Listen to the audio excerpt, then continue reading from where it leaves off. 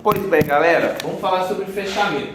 Então, qual que é aqui a missão do fechamento, né? Qual que é o resultado do fechamento?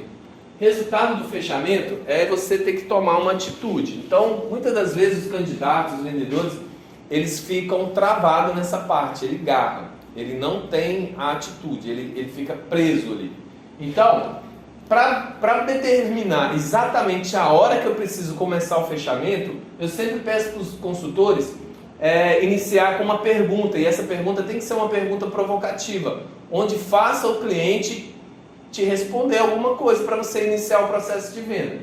Essa pergunta não pode ser se o senhor tem interesse, se o senhor gostou, se o senhor tem cartão de crédito. Isso não é pergunta viável, não pode fazer essas perguntas, porque são perguntas muito ruins, que acabam com a negociação. Então a pergunta que eu faço, a primeira técnica de fechamento é a pergunta: ficou alguma dúvida, senhor?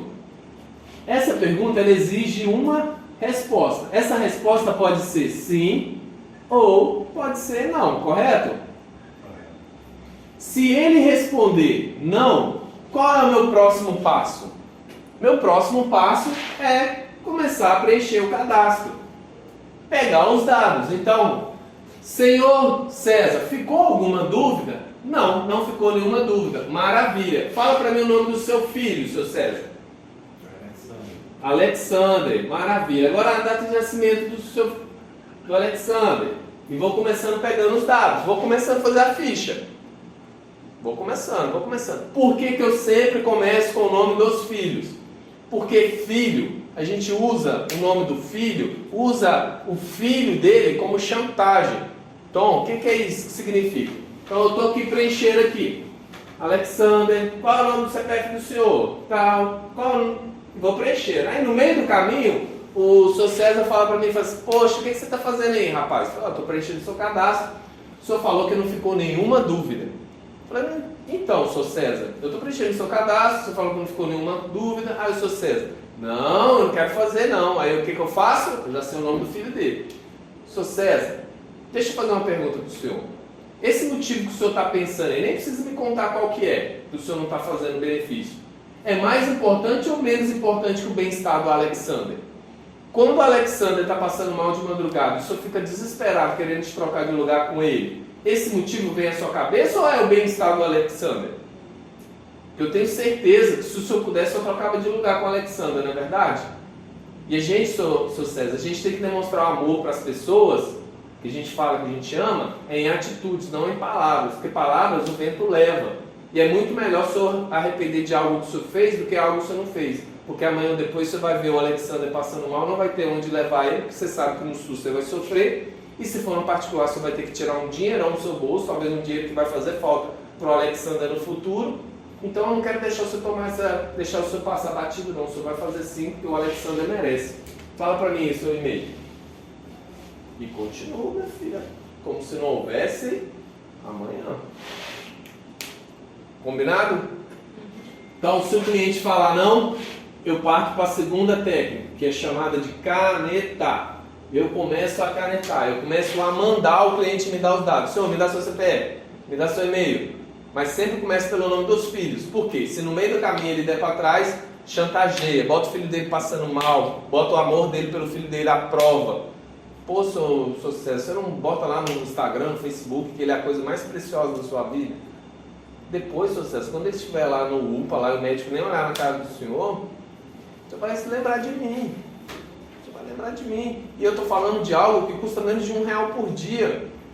O que o senhor faz hoje com menos de R$1 por dia que você não pode garantir o bem-estar do Alexander? O Alexander não vale R$1 por dia, o bem-estar do Alexander? Claro que vale, eu sei que vale. No momento o senhor não está pensando dessa forma, o senhor está pensando em outra coisa.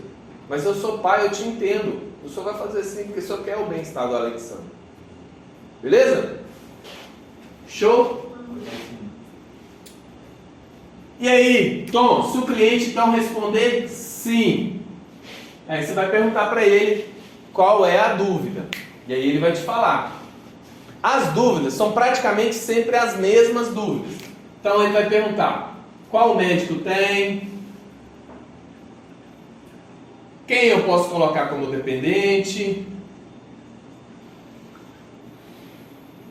Aonde é o atendimento?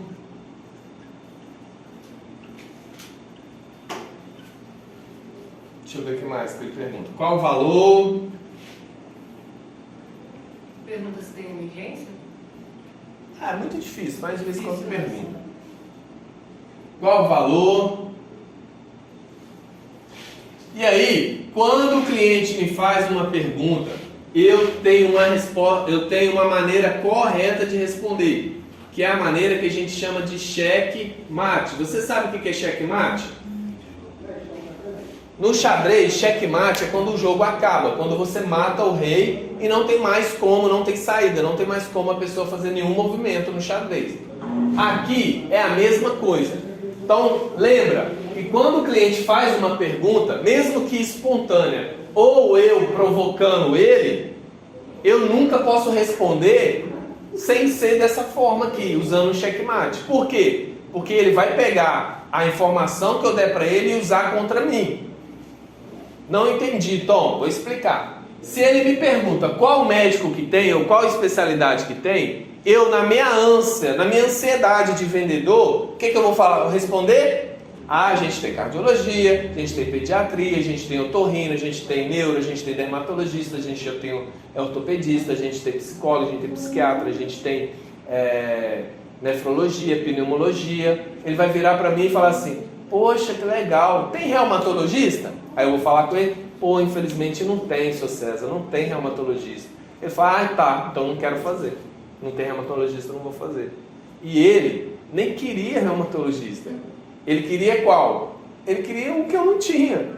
E eu peguei e dei todas as opções para ele. Quem eu posso colocar como dependente? Aí o vendedor, na ânsia, na ansiedade, você pode colocar o senhor, sua esposa e seus filhos menores de 21 anos. Não posso colocar meu pai e minha mãe, não? Só pode, mas aí no plano prêmio aí é R$52. Não, se não puder colocar no plano padrão, eu não vou fazer então não. Então, não dá as informações para o cliente. Antes de falar o que a gente tem, o que eu preciso fazer com o cliente, como que inicia o checkmate? Senhor, por que o senhor quer isso?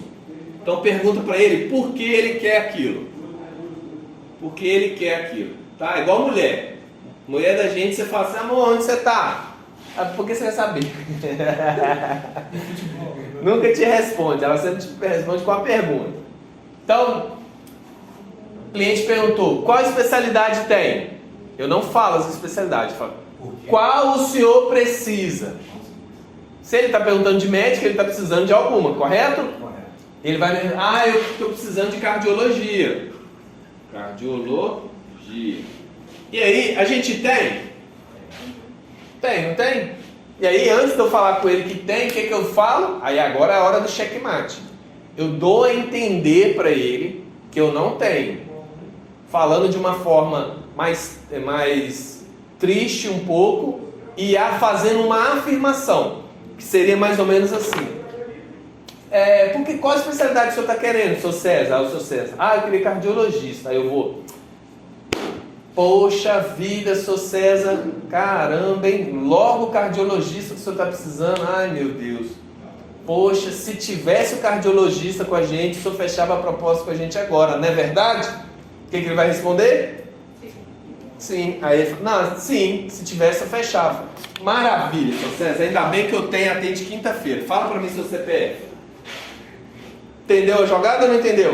Uhum. Cheque. Ele falou que se tivesse, ele ia fechar. Ele não vai questionar o preço, ele não vai questionar o lugar, ele não vai questionar o dependente, ele não vai questionar mais nada.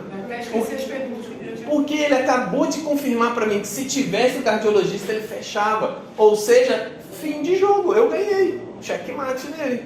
Pode começar a preencher a ficha. Tom, essa é a forma que responde as perguntas do cliente? Sim. Todas as perguntas têm que ser respondidas dessa forma. Porque se você der as informações, o que ele vai fazer? Ele vai pegar a informação que você deu e vai querer algo que você não tem. Só que ele não sabe o que a gente tem e o que a gente não tem. É eu que passo para ele o que eu tenho e o que eu não tenho. Conseguiram me entender ou não? Sim ou não? Sim. Vamos lá, mais um exemplo. Liguei pra dona Margarete. A dona Margarete, pô, bacana esse negócio que você me ofereceu aí, menino. Mas, quantos dependentes pode entrar? Aí eu vou e pergunto pra ela. Quem a senhora está pensando em incluir? Quem a senhora está querendo incluir? Ah, eu queria incluir meu filho e queria incluir a minha mãe. Posso incluir o filho e a mãe? Posso ou não? Ela não sabe disso, sabe? Aí eu falo com ela assim: poxa vida, dona Margarete, logo o filho e a mãe da senhora que a senhora está querendo incluir. Caramba, hein? Se pudesse incluir o filho e a mãe da senhora, a senhora fechava a proposta com a gente agora, não é verdade? O que ela vai falar? Sim. Maravilha, ainda bem que eu posso incluir a mãe da senhora e seu filho. A gente vai fazer aqui o plano prêmio, vou conseguir, porque eu gostei da senhora, vou deixar a senhora incluir até mais 2 adultos e mais 4 menores, porque eu gostei da senhora. Promoção hoje, hein, dona Margarete? Fala pra mim se você CPF. Já começa a preencher o cadastro. Se eu falo com ela que no plano padrão não pode e que tem outro plano, ela vai falar: não, se não puder colocar aquele, eu não vou fazer. Por isso que você não fala as características do produto para a pessoa. Você fala benefício, características. Se você for passando todas as informações, você não tem nada guardado para você negociar, entendeu? Combinado?